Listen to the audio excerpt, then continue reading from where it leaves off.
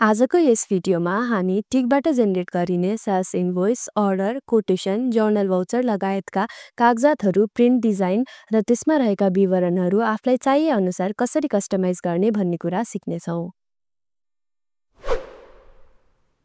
Print design सम्बन्धी सेटिङ्सहरू हजुरले कन्फिग्रेसनको apps मेनुमा गई प्रिन्टिङ टेम्प्लेटमा हेर्न सक्नुहुनेछ। त्यहाँ तपाईले sales invoice, quotation, journal voucher लगायतका सबै ट्रान्जेक्सनहरूका प्रिन्ट टेम्प्लेटहरूको डिजाइन हेर्न सक्नुहुनेछ।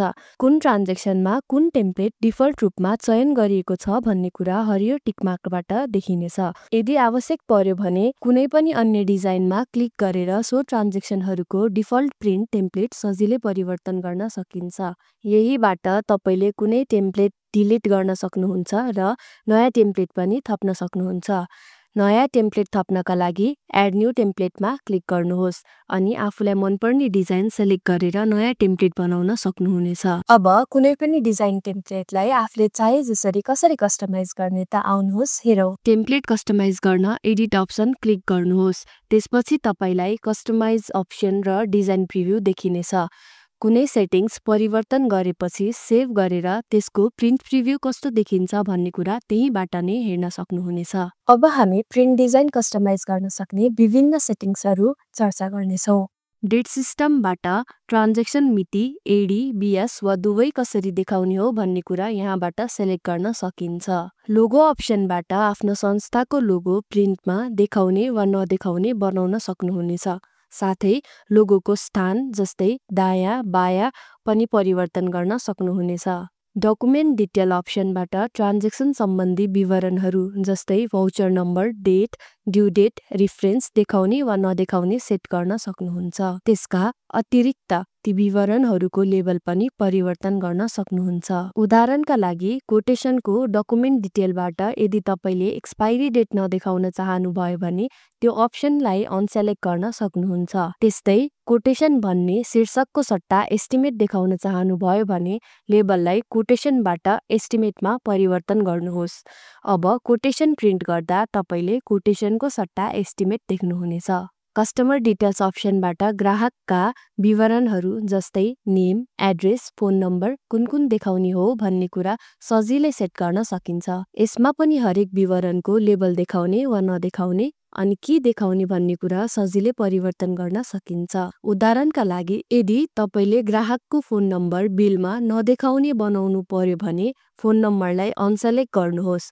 त्यसपछि प्रिन्ट गर्दा फोन नम्बर बिलबाट हटेको देख्न सक्नुहुनेछ। लाइन आइटममा के विवरण देखाउने भन्ने कुरा पनि सजिलै सेट गर्न सकिन्छ। Item code, item description, discount, VAT जस्ता विवरणहरू लाइन आइटम भित्र देखाउने वा नदेखाउने बनाउन सहजै मिल्छ। आफूलाई आवश्यक नभएको विवरणहरू अनसेलेक्ट गरेर प्रिन्ट डिजाइनलाई सरल र स्पष्ट बनाउन सक्नुहुनेछ। त्यसैगरी टोटल सेक्सनमा रहेका विभिन्न रकमहरू जस्तै subtotal, discount, VAT, net total आदि कुन देखाउने वा नदेखाउने भनेर पनि यहीँबाट सजिलै सेट गर्न सकिन्छ। यदि फुटरमा केही विवरण राख्न आवश्यक छ भने त्यो फुटर सेटिङ्सबाट सजिलै मिलाउन सकिन्छ।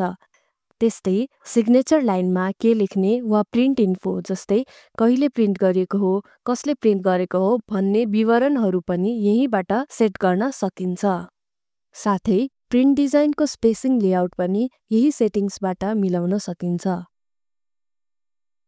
प्रिन्टको लेटर हेडमा संस्थाको कुन विवरण राख्ने भन्ने कुरा पनि तपाईले अर्गनाइजेसन डिटेल्सबाट सेट गर्न सक्नुहुन्छ। यहाँबाट तपाईले लेटर हेडमा कम्पनीको नेम, एड्रेस, वेबसाइट, प्यान लगायतका विवरणहरू कुन देखाउने हो भन्ने कुरा सजिलै सेट गर्न सक्नुहुन्छ।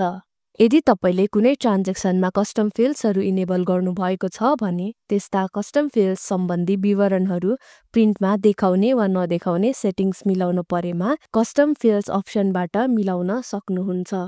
यदि तपाईले सिस्टमबाटै बिल जेनेरेट गर्नुहुन्छ अथवा हजुरले आइएलडीबाट ई-बिलिङको अप्रुभल लिनुभएको छ भने सबै हाम्रो ट्रान्जेक्सनहरूको हजुरले टेम्प्लेटहरू चेन्ज गर्न सक्नुहुनेछ। तर सेल्स इन्भोइस र क्रेडिट नोट भने हजुरले बारम्बार परिवर्तन गर्नु मिल्दैन।